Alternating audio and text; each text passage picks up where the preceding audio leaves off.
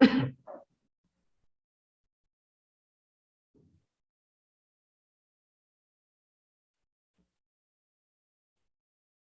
hello, and welcome to all of you that are online here. So, well, let me introduce myself. I'm George. It's a pleasure being talking to all of you, our amazing audience from Talento 360. I'm going to be the host today, and I'm going to be hosting this webinar that is from Talento 360, talking about career transition. What do you need to know to start your career as a translator? And I must say that this webinar is sponsored by Clear Words Translation. So it's our honor to be sponsored by them. And today, actually tonight, we have an amazing professional that you guys must know, Janaína Tomanik. She's amazing. She has been working for over 15 years in classes from kids to company lessons. And then she decided to change her career path in her transition to work with a translator. And she has been doing this for over past 10 years. So she's an amazing professional. I'm sure all of you gonna love her, having her here.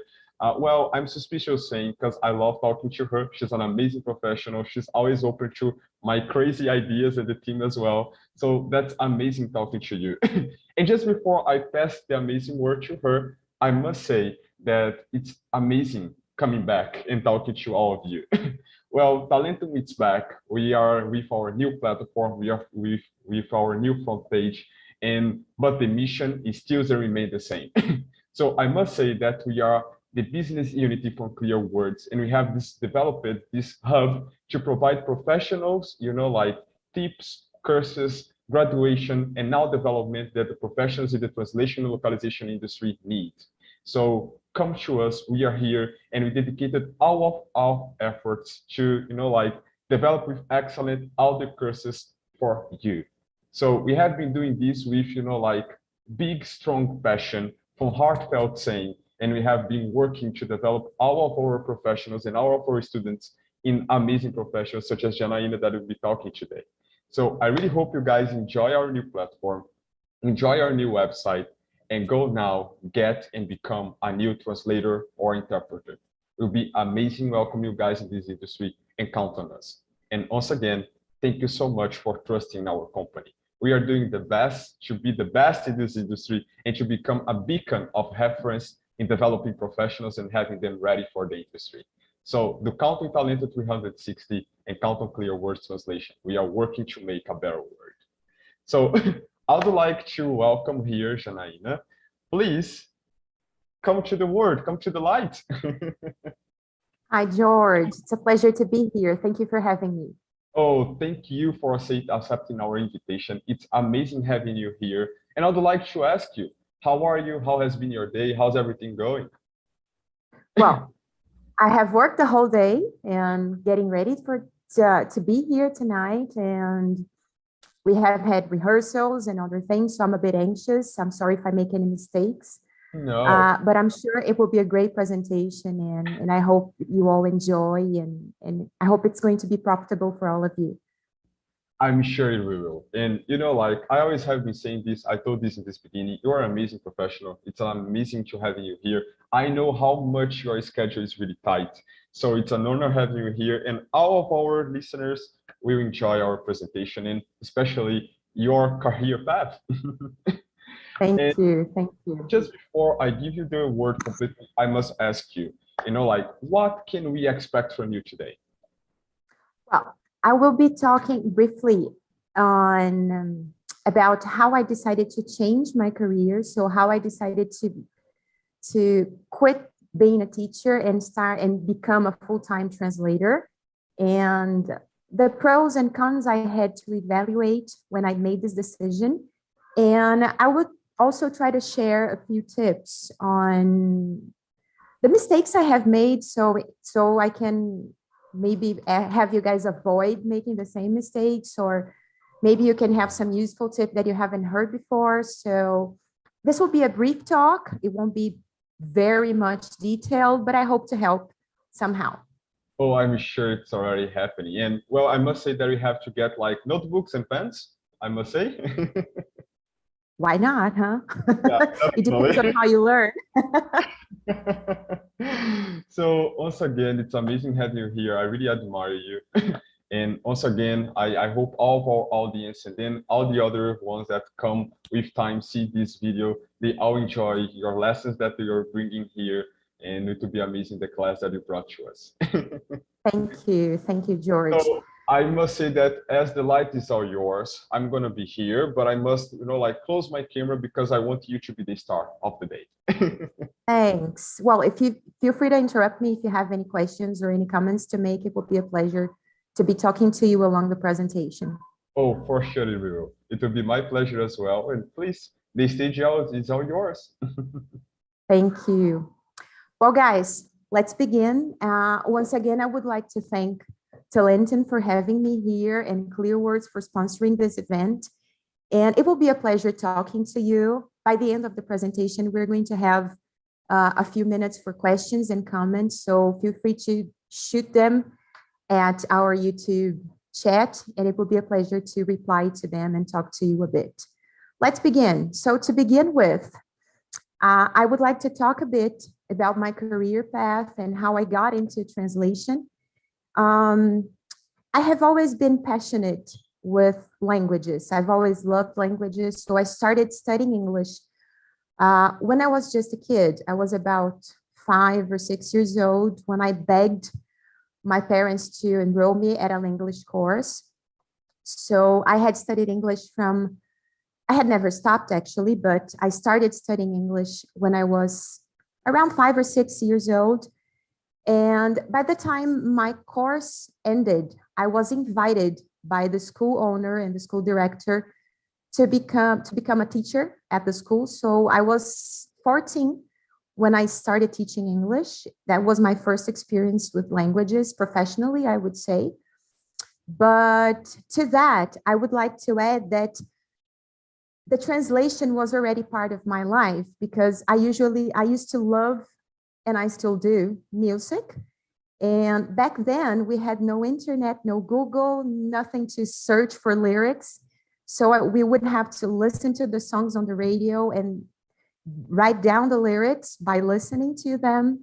And well, most of my friends didn't speak English at the time. So I would translate the lyrics to my friends so that they would know what their favorite bands were singing. So I would say I began translating back then already. I just didn't know that I would be a professional translator someday. Then at age 17, I got into university and I started studying languages and literature here in Campinas. And so I graduated when I was about 22, if I'm not mistaken.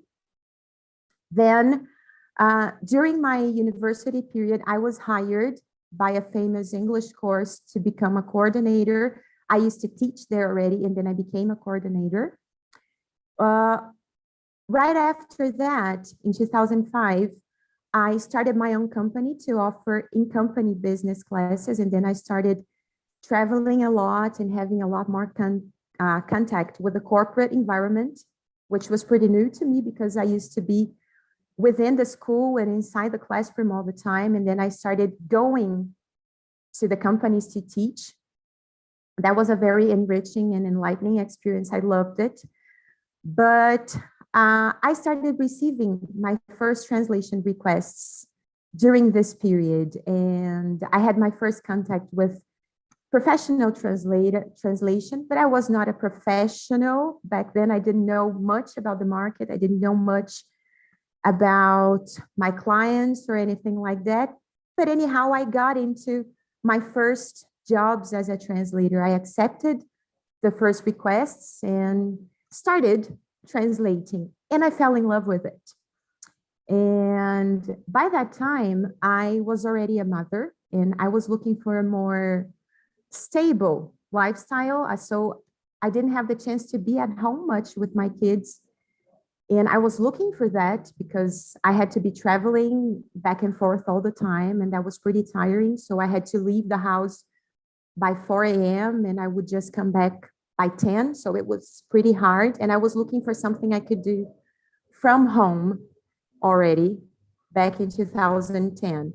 Then in 2011, I decided I would become a professional translator. And then I developed this experience working full-time as a translator. And in 2020, last December, I started working as an in-house collaborator at Clear Words Translations, where I have been ever since. So it's been a year now. George, you have something for me? Yeah, definitely I do. I just loved your career path. And that's Thanks. amazing. Congratulations for this year. Like it seems way longer as the amazing professional you are. So yeah, let's celebrate this 1 year and I hope you have much more coming. Thank you. Thank you. Me too. It's been a very rewarding experience, and I have been learning a lot since even before this experience as an in-house. I didn't know the backstage. I knew how to deal with translation agencies, but as a freelance professional. So I didn't know very well how things work from the inside. So it's been very rewarding, and I have been learning a lot. And I have been having the chance to develop new skills and acquire new skills and develop new tasks as well with new responsibilities. It's been awesome. That's so good to know about that. I just have a question from 2010. Sure. Like especially when we started receiving, like the first requests for translation. How was that for you? I mean, like we are talking about 10 years ago, and now, Yes. like the word is a bit different. So back then, how was for you to find the first tools? Like how did you get by, let's say? Because especially for you, like starting a new point, getting to a new side must be really Mhm. challenging. So what was your strategy? How did you find your sources? Do you still keep some of them? It was actually a challenge, but it was not a surprise because back then people were not aware as much as they are nowadays of how big the translation industry is. And I must say, I wasn't that much aware of how huge the market is. But it wasn't a surprise because I was already inside the company. I was already teaching those people how to speak English. So I was kind of a go-to resource. So I was the first one that came to mind when they had translation needs. And I was already very acquainted with the subjects they had to translate because I was already within each company's environment. So I knew pretty much where to search for information or where to search for valid translations.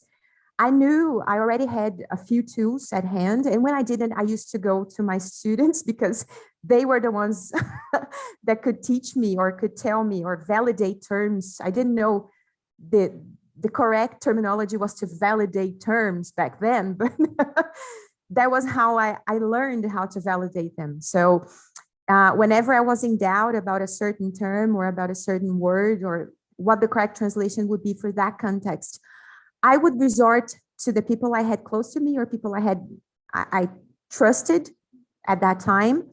And internet wasn't that rich, I mean, we already had it, but I didn't know which way to go because, well, information available on the internet isn't that trustable if you don't know where to go.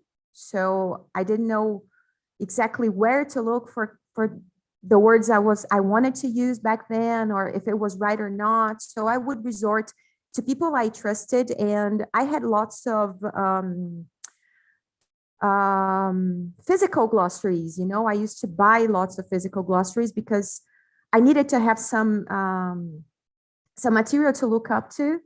And so I bought thousands of books by that when I first started. So I had some reference material, to look up. So this is pretty much how I started. I didn't know how to charge for translation projects. I didn't know which tools to use. So my first project was using Word. I didn't know much about CAT tools. I knew they existed because I had heard of them, but I had never used one. And I would talk a little bit more, some slides ahead about that.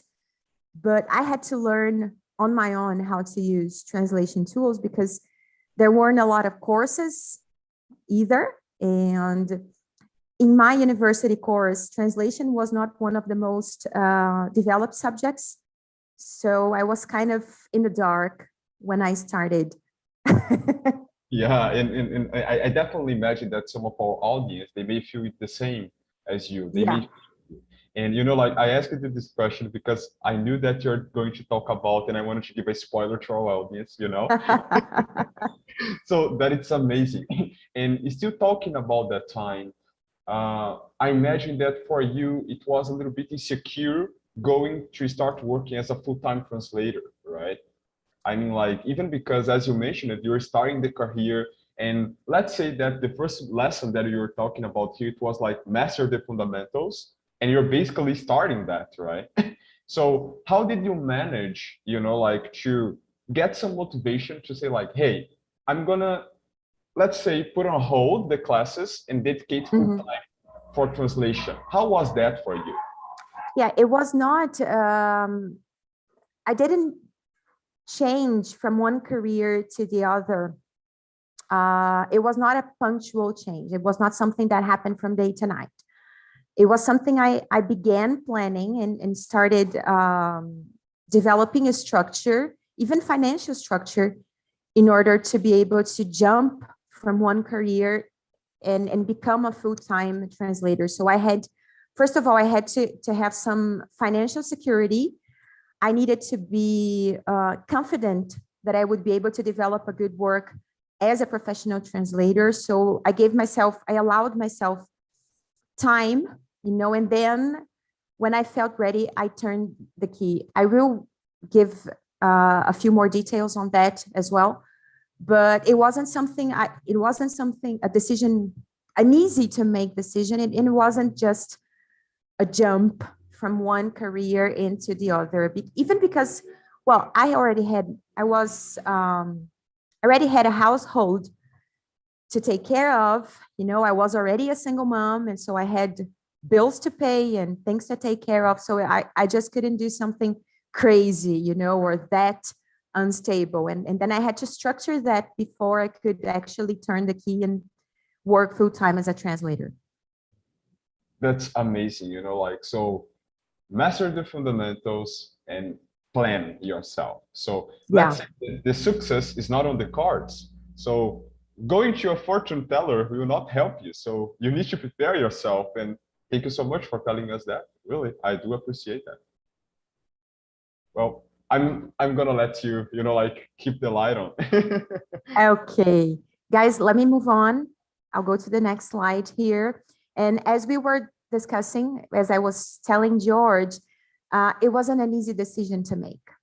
I had a lot to think about, and I think it took me about a year to decide to move on and start working as a full time and dedicate myself totally to translation. So basically, the aspects I analyzed when I was about to make that decision is that I had things that were in favor of my becoming a full time freelance translator and things that were not so in favor. First thing I had in mind was that I needed flexibility. So I was going through a moment in my life where I needed to be the master of my day. And that was not happening with classes because I had to be out of the house most of the day. I couldn't even see my daughter, and I couldn't take care of the household chores or anything. So everything was in the hand of third parties. I had a lot of people helping me back then. And I felt the need to be more present at home because my daughter was growing up and I needed to be part of that. So I needed something that allowed me some more flexibility than the classes did. That was one thing. And I was kind of tired of the routine of being with inside a car, driving thousands of kilometers a week. And I was getting really tired. So, and I had to see the same people, talk about the same subjects, and do the same thing over and over again every day. And that was pretty tiring at that time for me. Uh, I also could work from anywhere. So if I wanted, I just needed a computer and a good internet connection. So if I wanted to be traveling, if I wanted to, I don't know, go to a coffee shop or change the scenario, I was able to, I would be able to. I could be dealing with different areas of interest, and it was novelty. You know, it was absolutely new to me, a new area, new people, a new market, a new experience. And I've always been crazy about novelty. So that didn't scare me at all. What did scare me was that I didn't have enough experience because it was all new to me. I wasn't sure of the kind of market I would be facing. So I had to learn a lot about the market. I would have to acquire new clients, different from the ones I had for the English classes. And that takes a lot of work. That was the hardest part for me to come to the decision of becoming a full-time translator. I would have an unpredictable income. And since I was the head of a household, I would need to make ends meet somehow so that everything would work as they had been working for the past years. And I would have to invest in tools and education. And that's why I had to plan. I had to create a financial structure for me to start actually as a translator, or to launch myself in the market as a full-time translator. I knew I had, after researching the market, after reading lots of information, I knew I had to invest quite a considerable amount of money to be able to offer jobs and to be able to work competently as a translator professionally for agencies and for direct clients. That's super cool. Yeah, and basically you mentioning all of that, I really imagine that, like pretty much of our audience really faces these cons, like especially when, as we said before, when you are in the dark, basically you see to be keep, like stepping, like, oh my God, am I going to fall on something right now? Because you don't know what is coming on. It's unpredictable, as you mentioned. So I'd like to ask you, how much, like having someone like family, like, like material, like education, like how much of background could help you support that during that beginning, like how much of motivation did you get from all the background supporting you? Well, I was already aware of the translation market at that time when I finally made the decision of jumping into translation. So I already knew pretty much what I was going to face, but I would need support because I would need full-time dedication to a new professional, a new career, a new scenario, both logistic support, if I can say that, with the things around the house, with a daughter, and I would need some financial support. I already knew that, so I had already been saving some because I knew I would need to invest in tools. But when you first begin working as a translator, and if someone who's watching is actually currently trying to do that right now, they must have realized that once you get your first job, not very commonly you get paid immediately for your first job, because especially entry-level agencies, they have different payment terms. So payments are not immediate. And usually they take 30 days, 45 days or something like that. So you need to be prepared to make ends meet, to get by once you get your first payment, and this becomes frequent. And then once it rotates, once the wheel is turning, then it's okay. You get a frequent and regular income. But until you get your first one, you need to have some backup, either savings or financial support from someone. And I was lucky enough to have that from my family and from my husband at that time. So who totally understood and who was able to see that I was I was in love with the new market, and he totally supported me. So that was really, really important. I don't know if I hadn't had his support back then, I don't know if I would have succeeded in becoming a translator. Maybe I would have given up after 2 or 3 months, because it's not that easy. It's not glamour as people think it is. And you have to work pretty hard, to get one client and two clients and three clients, and even harder to get work to keep coming, you know? So it's not that fast to have regular income and to have work on a regular basis. So you definitely need that support, either from yourself, you know, either you create your own structure and get ready for that, for facing those initial months or say a year, maybe, I don't know. It took me 6 months, you know, to have an income, a regular income and regular job offer. So I needed someone to back me up.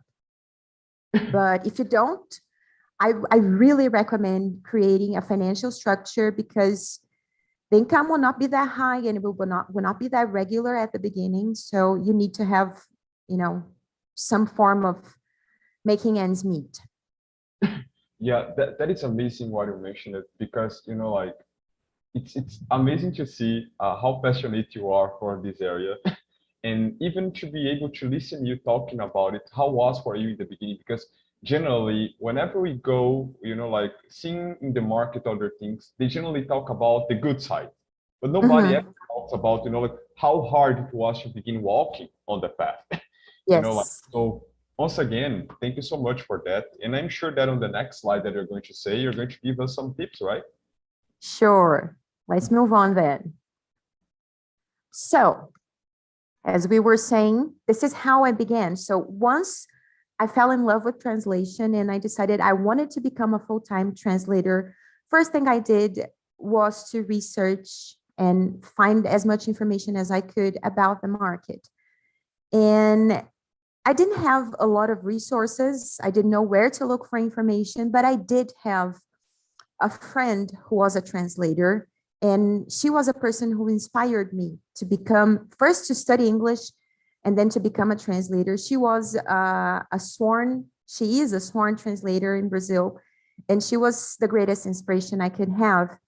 And then she led me through that. She pointed me out that I should research and read the Facebook translation groups. I don't know if you're familiar with them, but here in Brazil, especially, they are a very rich source of information. So I found out lots of translation groups in Facebook, and I started consuming them. I read everything there was to read. I read every piece of thread of discussion there was there, and I found out a lot of things.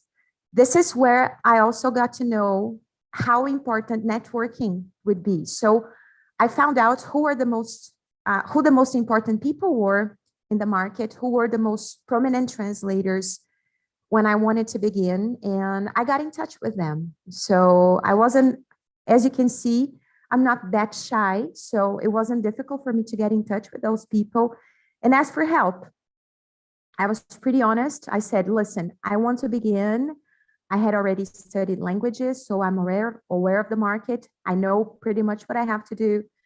But if you have any tip to offer me, that would be really, really awesome. And to my surprise, they were very kind to me. You know, I had lots of people who were eager to help, and they were willing to help. And since I approached them in a very polite way, I wasn't asking for clients, you know, I was asking for any tip they could offer me. And I was very lucky to have people helping me. I had mentors when I started. They were not official mentors. There were no mentoring courses for translators. Now there are.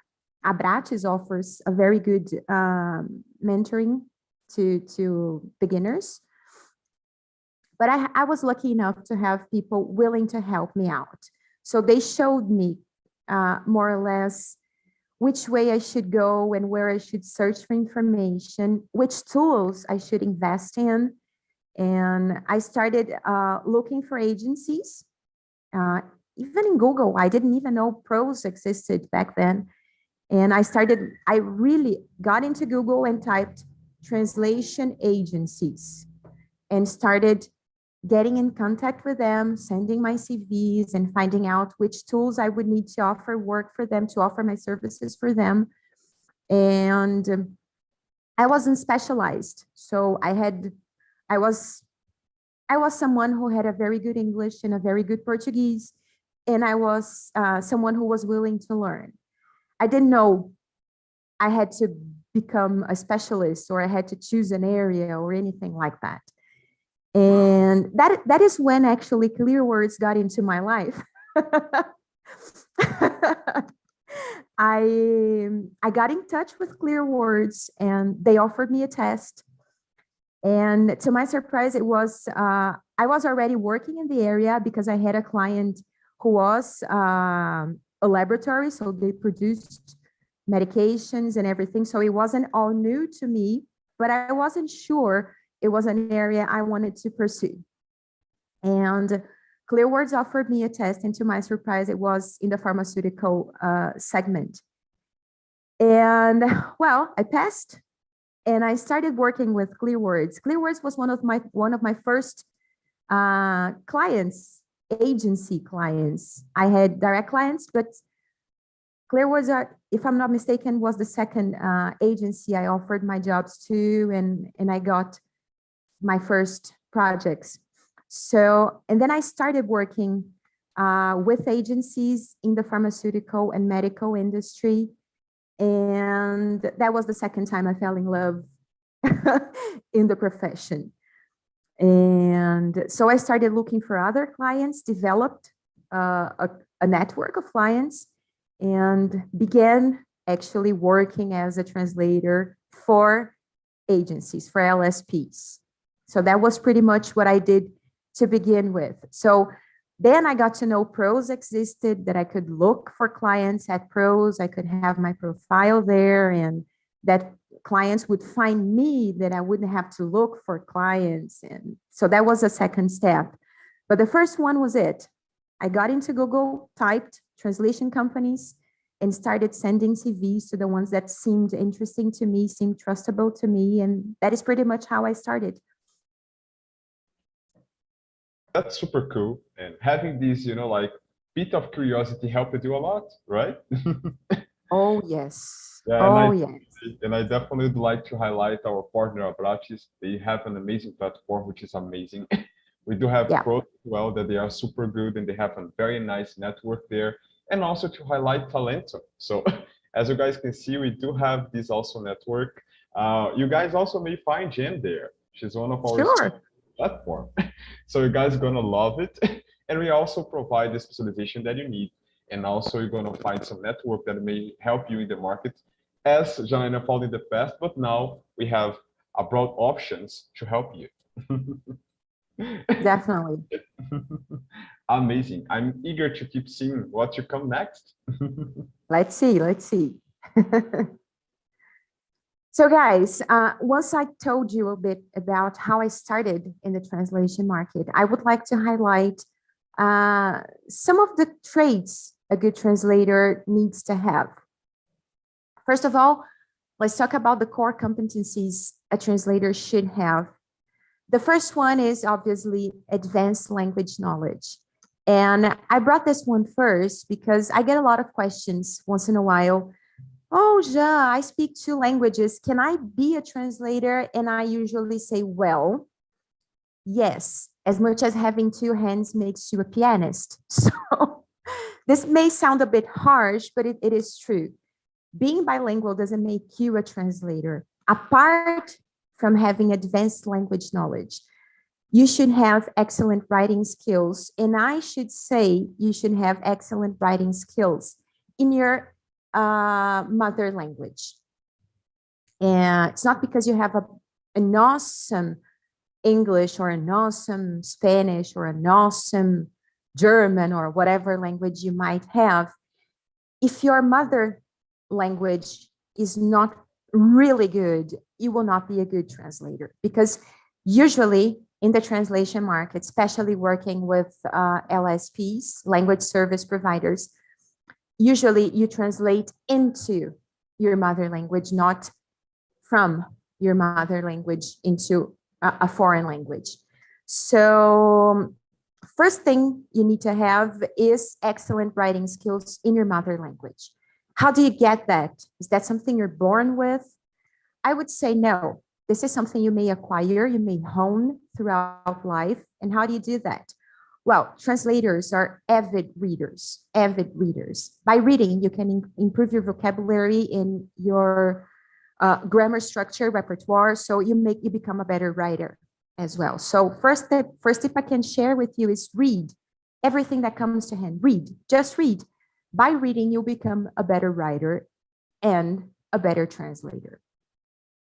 You need to have deep cultural knowledge because once we come across a text, we're not just translating words, but we're translating culture. So your final product has to be culturally relevant to the audience that is reading it. So you have to know a lot about the culture from the original text and also from your mother language. Well, you need to be able to research very well. As I said before, not all information you come across on the internet is reliable. So you need to know exactly where to look for the best kind of information for that context you're translating into. You need to use good practice translation and review processes, especially if you are working with translation agencies that usually have predefined processes and you have to follow them.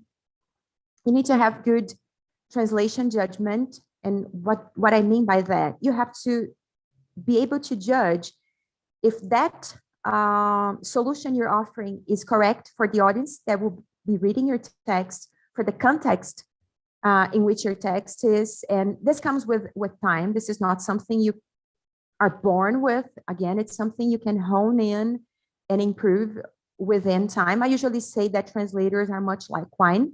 So the older we are, the better we get. We're not just born good translators. And obviously, to offer your services to translation agencies and to most direct clients nowadays, you need to have good computing and CAT skills. So you need to have a reliable computer. You need to have good software installed in your computer and the most recent CAT tools and other accessories. George, you have something? Yes, I do have. Go And on. sorry for interrupted you. It was my mistake. No, it's okay. It's okay. Yeah, I completely agree about the reading. Like reading really enriches your vocabulary, and not just your vocabulary, but also you, because give you another perception of the word. It's like traveling without, like getting a plane or something. So you're traveling on your seat, which is amazing and economic, by the way. Anyway, Right? from these core competencies, which of them you struggled more to develop? I mean, like, which one was like, oh my God, that was a thorn on the side to like go for?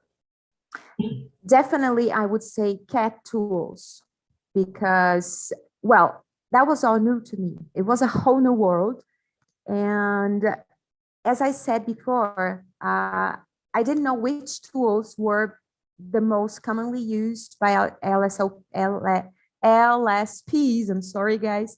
I didn't know which ones were the most commonly used in the market, and I had to find that out. And I decided I had to acquire those tools and learn how to use them before I got my first translation projects. So there wasn't much information. There were no tutorials online or things you could do, to make it easier or to facilitate that. Basically, what I did is these tools, they usually have very good supports. And some of them, I'm going to mention studios, SDL Studio or RWS Studio and MemoQ, which are, I think even nowadays, the ones that are most commonly used by the clients we have. And they have very good support. So Studio, Tradus, as we most commonly refer to it, has already comes with a few tutorials that you can use and mock projects that you can upload to the tool to start working on your first sample projects. So that's what I did. I got the manuals and started reading them day in, day out, day in, day out, and trying everything I could find online on the tool itself, testing how I could do this, how I could do that, how I could do whatever, how I could export, upload translation memories or glossaries or things like that. So it was a trial and error process, but I ended up managing to learn those tools enough to start working. So when I got my first project, I already knew what to do. So it wasn't something an agency had to train me from scratch. And I know that we have courses coming up soon in Talentum. So probably your lives will be a bit easier than mine was. But I had to learn that on my own.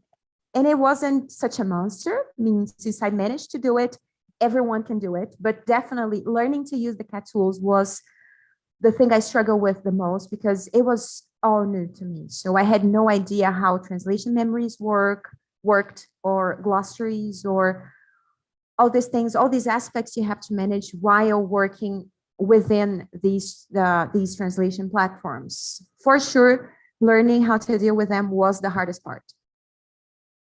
Well, lucky we that we have you and Talentum because, well, a hard path for you. Yes. But Yeah. it was nice. It was nice because once you try and you make a mistake, it's something you can learn. It's something else you can learn. So I ended up learning a lot about a lot of resources these tools offered me that I wouldn't learn from a regular course, for example. So I think it was an advantage, you know? Yeah, and that's really cool because, like, although you may find these hardest challenges on the way, which is commonly common for any career, Mhm. Yes, but the side is when you are able to learn something from it. It's when definitely you are, like mastering the process and you become your own, like master. So that's amazing. sure. That's good. So I'm gonna let you go on. Okay, so moving on, guys. Now, on personal qualities. Well, the first thing a translator needs is attention to detail, especially in the pharmaceutical and medical industry. If you miss the position of a comma, you might kill someone. So it's huge responsibility, especially when you're dealing with numbers, or I don't know, if you make a simple mistake, that it might bring your client huge consequences and sometimes catastrophic consequences. So the first thing a translator needs is an eye for detail. I usually tell the people I work with that we need to let the text we're working on rest a little and then get back to it, because by doing that, we are able to get errors or details we wouldn't if we would just deliver the project right away. So if you have time, always get back to your text so you can catch up important mistakes. A translator needs to be organized because it will be dealing with a lot of processes simultaneously. It will be dealing with a lot of projects simultaneously. This means many deadlines to meet, many people to talk to. So if you're not able to organize your time and your schedule, it will probably end up having problems and missing deadlines and causing clients trouble. So being organized is one of the most fundamental traits a translator needs to have. You need to be self-motivated because, well, basically, most of the time it will be working on your own. So if you're not able to motivate yourself, you will not be able to succeed, right? You need to be a dependable person because we deal with confidential material a lot of times. I would risk saying most of the time we're dealing with confidential documents, things that are not open to the public yet, that will only be open to the public after they go through your translation. So you need to be dependable. People need to trust you. You need to be adaptable because being a translator doesn't mean you're going to be working with the same type of projects all the time. So a translator may translate, may edit documents, may proofread documents, may validate glossaries, may align translation memory. So you need to be able, you need to be flexible enough to adapt to all those different tasks you'll be asked to do. Well, you need to have unquestionable integrity because you're dealing with your client's materials, so no one may know about that, and that is why most translators sign a non-disclosure agreement, which is very is taken very seriously by the translation market. And this one is also really important. Good translators are relentlessly curious. And I'm going to tell you guys an anecdote about how I got into pharmaceutical and medical translator. When I was a kid, I was crazy about reading medication leaflets, medical inserts, medical information, and everything that came to my hands. When I was really a kid, I was like 8 years old. My grandma had took a lot of medication, and then I would get all those inserts and I would read it from beginning to end. This is how somehow I got acquainted to the language, to the kind of jargon they use and the register. But I just didn't know back then that this would contribute to my career. So by being curious since from an early age, this was something that helped me quite a lot when I started translating pharmaceutical and medical documents, because I pretty much knew more or less how that language worked and the kind of public I would be translating to.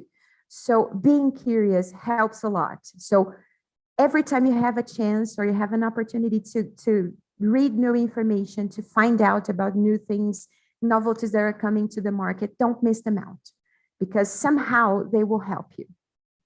And something else that is important is you have to be proud of your profession, because don't take translation as a backup job. Take it professionally, face it professionally, because we see a lot of not so well-intentioned clients that tend to lead the market downwards by offering translators very low prices, very low rates.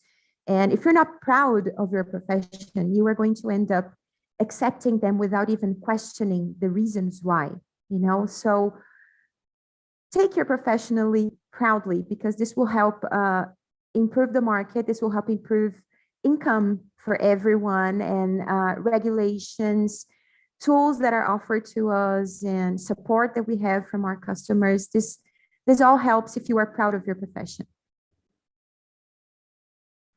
George, can I go on? Well, definitely, I have a point for that. Okay. I really love all those sides, like especially the passion and the professional pride, because it's something that we worked for. We have developed it, Yes. put all of our efforts, like to be on the profession. So you must be proud of yourself, even if you're just starting, right? And I would like to ask you, like whenever you're getting someone to be on your team, which of, like these personal qualities do you value the most for your team? I would say dependability, and people who have people who are willing to learn, actually, because I don't expect a beginner or a new professional or someone who's just entering the market to know everything there is to know. I don't know everything there is to know. You don't know everything there is to know about your market, but I want this person to be dependable and to be willing to make an effort to learn every possible thing there is to learn. So I think this is the first step to get yourself into the translation industry. You have to be willing to learn because there is so much, and there is a lot coming, and there are new things every day. So if you are not flexible and willing to learn, I don't think you will be able to succeed in this market. That's To be amazing. honest, Yeah, I completely agree with you. And like one thing that because of my name, during the time, I got a couple jokes with my name. And one I loved from my grandma was the Curious George, the monkey. Because, like I always love reading. I always love, like learning how stuff works. So definitely curiosity is something amazing to have, and it drives to, like this will to learn more, to develop more, because it's amazing sensation. It really validates you more as a translator, right? Definitely, That's definitely.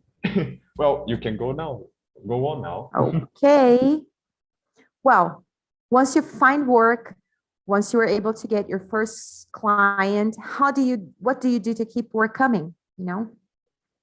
And these are tips from my own, but I'm sure you can find many others online. The first thing I could tell you is your first job has to be a killer job because this is your first impression. So you have to excel on your first job to a new client and on the next ones, obviously. But this is your first impression. This is how you show yourself as a translator. So do the really best you can on your first job with new clients. And something that is really important, translators are not supposed to make guesswork. We don't have to guess anything. So if you're not sure how to proceed, if you're not sure of a term, or if you don't understand that job or that task that clearly, be sure people will be glad to reply to your queries. So don't be embarrassed, don't be ashamed to ask questions, because this is actually pretty appreciated. We're not here to guess anything. So we have to be sure of the final product we're offering the client. So make questions. No question is a stupid question, and people will always be glad to reply to them. Your emails have to be faultless. You have to revise your emails, to review your emails as you would be reviewing your translation work. So this is this is the first impression you cause on clients. So no mistakes are allowed. They have to be faultless. They have to be using the best language you have, the best vocabulary you have. And I don't mean by that using fancy language or fancy vocabulary or too intricate structure. No, I mean not making mistakes or not using too informal language or something like that. Then, once you're in the agency, you have to develop good relationships with the project managers, because those are the people who will be sending you jobs. So if you're not in a good basis with them, on a good basis with them, you will not be getting jobs. So be nice to the PMs. Those people are nice. They work hard. So treat them well. Ask for feedback. This is also important. I mean, how do you know where you have to improve if you don't have feedback? This is very appreciated as well, because this shows you are a professional who is worried with the quality of work you offer to your clients. Learn how to say no. This is not because it's not because you're beginning in the market that you have to accept all kind of work, all kinds of projects. You have to know your capabilities. If you decide to go for the pharmaceutical industry, or if you decide to translate legal documents, don't accept an engineering project just because you want to accept everything, because in the end, you will deliver something that is not exactly what the client needs, probably doubtful quality, and this will harm your image as a professional. So it is also important to learn how to say no. If you know you are not going to be able to meet that deadline, it's also a professional attitude to say no to projects you know you will not be able to deliver the best of your quality. And last but not least, don't give up at the first mistake. We are always making mistakes, and mistakes are an excellent source of learning. So you are going to make lots of mistakes, and it's important to learn how to learn from them and not to drown you down. Definitely. And this led me a question.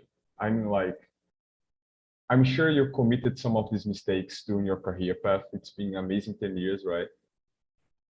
Almost 11, let's say. So how was for you when you realized the first mistake you made? How did you recover from that? I wanted to cry my heart out, actually, because, well, translators tend to have some level of perfectionism, if not a high degree of perfectionism. So we always tend to look for the best term for that context and everything. But there are things you don't know in your beginning. So there are tools you don't have, there are resources you don't know exist when you're beginning. So I sent a translation. I delivered a translation to a client, a direct client, that was missing an important part. And to my, I don't know, I was lucky enough to be very close to that client, and there were no serious consequences. They just sent me the text back, and I was able to repair, maybe to fix my mistake. But that was the moment I realized I should review my work on and on and on and on, and as much as I could, because these things happen. You get tired, you work too many hours. And the first time when I first made this mistake, I really cried, literally cried, because I didn't want to accept that I could make a mistake. So this is something you have to work on yourself as well, psychologically speaking. You have to accept that you are prone, we are all subject to mistakes.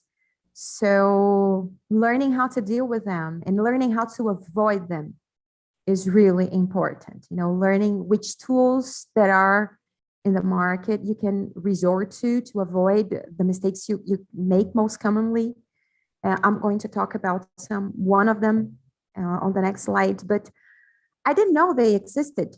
So I trusted my mind and my eyes back then. So I had no mechanical tools to help me. And then after this happened, I started researching and finding information on tools that could help me avoid those mistakes. And I came across some of them during my work with translation agency and direct clients. I'm anxious to see these tools.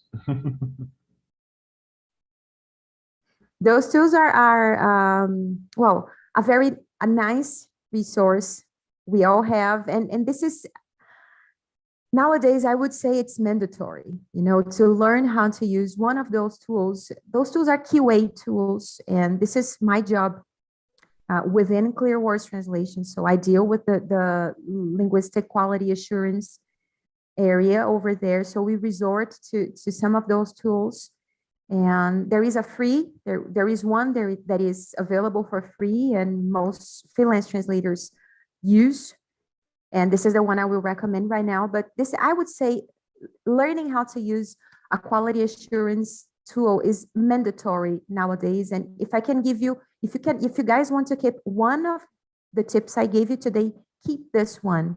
Adopt a QA tool and learn how to use it. Awesome. Yes, definitely. It was amazing. Yeah. Please keep going. I don't want to bother you. Let's move on. And I think this is one of the last slides we have.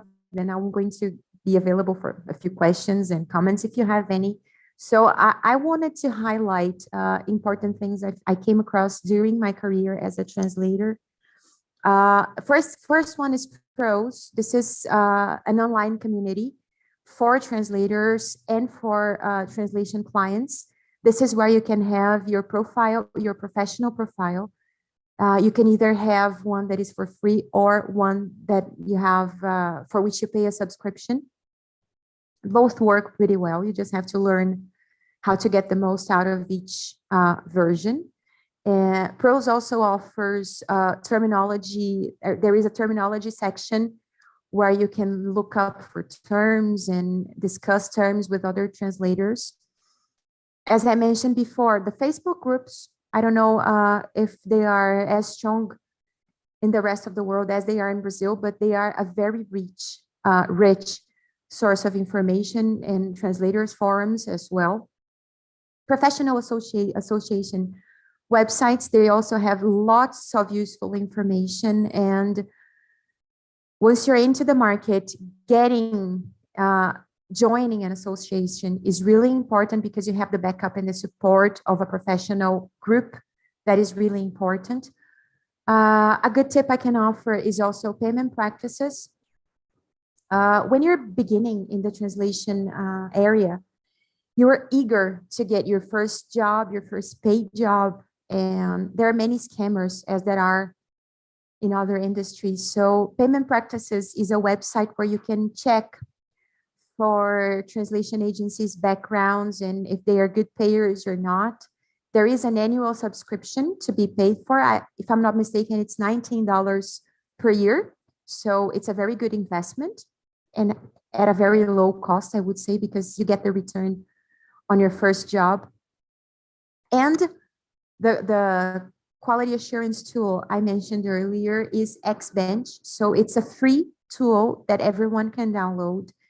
And it's pretty simple to use. So if you can use one of the tips, this is the one. Download Xbench, learn how to use it, and incorporate it to your translation and review process, because this would be really helpful. And I think this is it. George, if you have any comments, feel free. If the guys from the audience have questions, I'm here and I'm open to all of them. Yeah, I mean, like, it was amazing. I definitely wanted to hear you talking about quality, and you definitely, like, hit that spot, and which is awesome. And I would like to hear from you. I mean, like, how did you get so involved and interested by quality, which is something that all of us should always have. But I'd like to listen from you and you guys. She has an amazing webinar from Abrat. She's talking about ad Q&A. You guys definitely should check out on that. Thanks. Yeah, that was something that I think it came naturally, when you are a freelance professional, the quality of your service is what is going to dictate the level of your income. So if you want to earn more, you have to offer better and better quality. So you have to strive for quality. This is something everyone should be doing in every area. And especially in translation, where a simple error can have critical consequences, I think quality is the main objective. So you have to deliver the best quality you possibly can to every client, no matter how much they're paying you. This is your image as a professional. So if you don't care about quality, I don't think you should be in any industry, but especially in the translation industry. You should offer top-notch quality to every client you have. So I think it came naturally. It came to mind that I had to offer very good quality translation to be able to go through different levels of income, because I wanted to also to have a financial return. Not only it wasn't just love for the professional, I wanted to have a financial return on the work I was doing. So I had to find tools, invest in specialization, invest in knowledge, in learning, in courses, and congresses and networking opportunities, so I could improve the quality of the service I offer to my clients as much as I could. That's definitely amazing. And yeah, it's a lesson, definitely. Thank you so much for that. I do have some questions from our audience. One of the first one is like, hey, how did you learn about CAT tools, and which one do you like more to use to translate? Well, I got to know CAT tools existed back in university, but as I said, it wasn't something that my university course focused on that much, because it was a language and literature course, not a translation course. So they just passed by the subject real quickly. But I heard of them. I first heard of them in university. But then it took me a while to get into translation, professional, and look for agencies to work for. And when I first got to know the CAT tools that were being used by the industry, when I got into the translation Facebook groups, and I was able to read something about them. And then once I found those names, I started searching on the internet for their websites and which ones were the most common and the most respected in the market. And this is kind of how I heard of them. So once I got into Facebook groups, I knew, this is one thing I learned at first, I knew I would have to adopt CAT tools. So that was the first investment I knew I had to make to get into the translation market. That's nice. That's nice. I Oh, hope. and the second part of the question, I'm sorry. Which one I like the most? Yeah. Which one? Well, that is pretty hard to answer because well, nowadays there are many different CAT tools. There are free CAT tools. There are cloud-based CAT tools. There are client-specific CAT tools. So actually, I'm not going to talk about the one I like the most, but the ones that people use the Awesome. most, which are Trados and MemSource is pretty strong nowadays. It's a cloud-based tool. MemoQ is also very famous. But if I had to recommend one, I would recommend Trados, two, okay. I would recommend Trados and MemoQ to start with, That's for you so to have a notion of how they work. And I would say that once you get the gist of how one works, you will be able to adapt the knowledge you acquire to most of the other ones. So if you have to invest in one, I would say invest in Trados or in MemoQ because they are still nowadays the ones that are mostly used. awesome. Definitely awesome. Thank you so much for that. We do have Sure. another question. For people who are not in the industry already, what do you suggest as an entry point?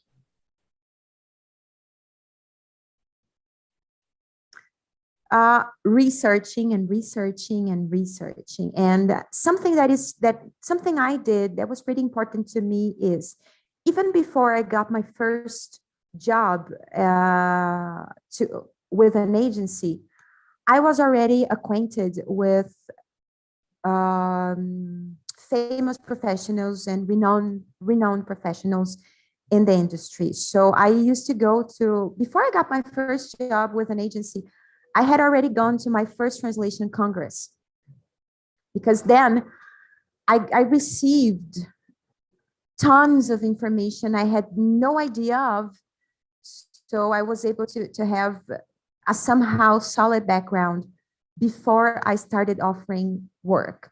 If you already have that, and if you haven't just gotten your first job yet, I would say go to pros and have your professional profile set up so clients can start finding you, or so you can start looking for clients through pros. That's awesome. That's very good. I really like it. And noted. We have other one, which is, did your experience in education help you to be autonomous in your work? For sure, because I was already a freelancer when I offered in company classes. So I had my own company. So I was my own company when I offered in company classes. So I already had this freelancing experience. I knew my income would depend totally on the work I offered, on the job, on the service I offered. So becoming a freelancer wasn't a question for me when I decided to become a translator. But if you are working, if you are hired, if you are an internal collaborator in one company, I would recommend creating a financial structure before you get into working as a freelancer. Awesome. Thank you. It's not a question, it's an observation from one of our attendees. She says like, so a lot of requires. I really won't be a translator. I mean, like, what message could you say to her that would, like motivate her to keep going, to not give up?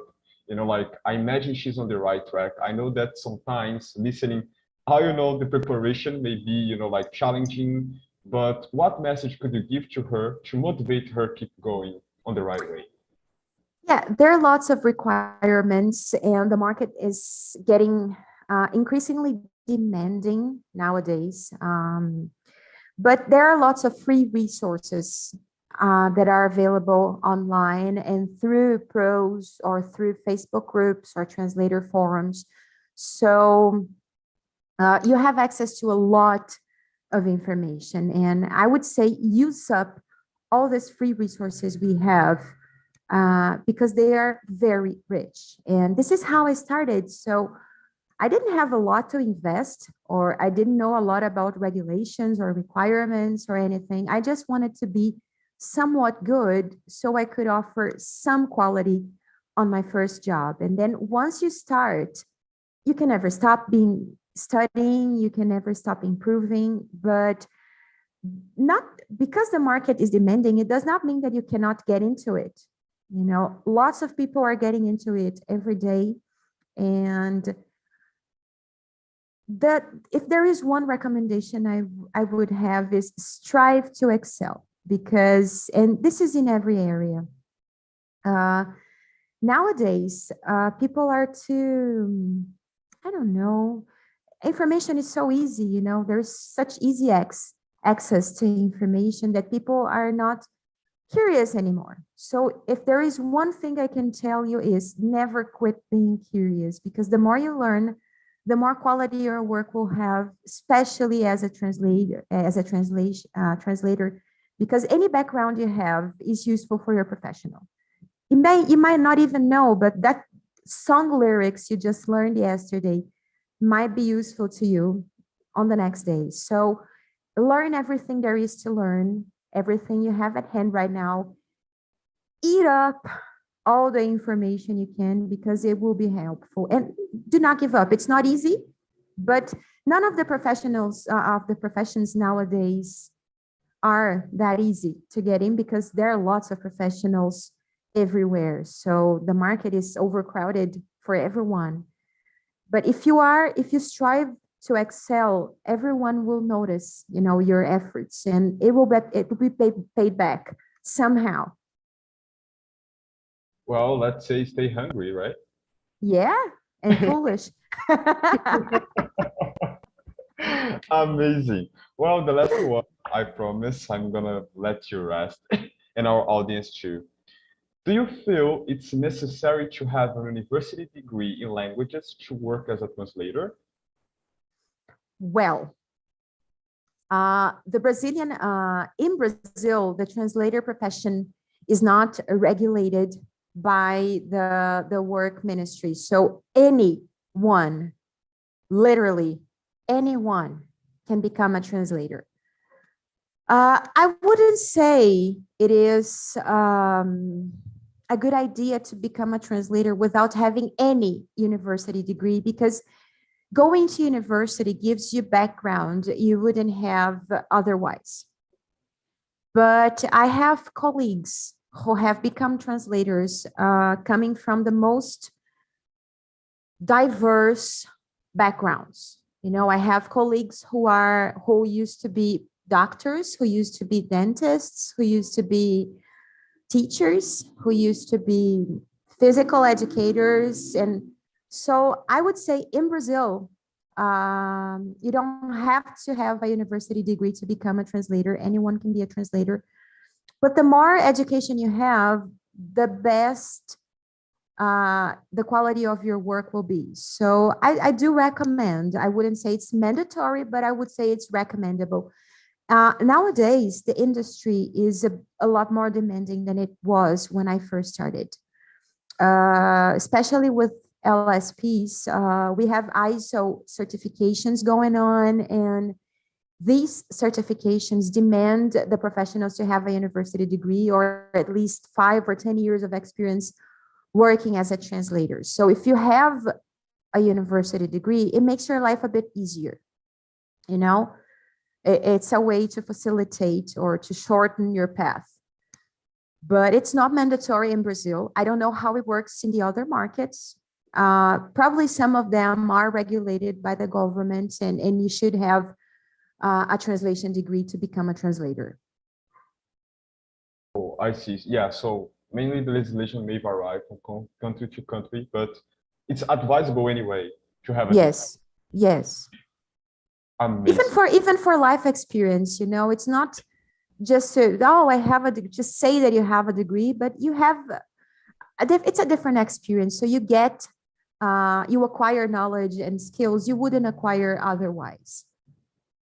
Yeah, and not just help you with acquiring experience, but also, like staying hungry, they're just commented. And also, Mhm. like developing your network. So Sure. yeah, degree, it's really, like useful, especially starting a career path as a translator. Mhm. That's awesome.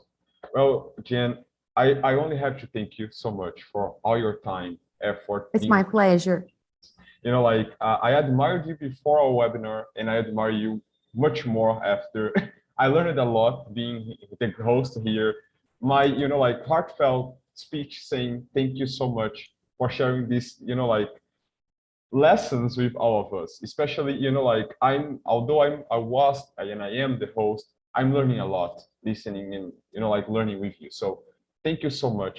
Like it meant so much to me having you here as our, like Kickstart back live. So once again, thank you so much. I wish you all the bestest things in your career and all the luck in the world.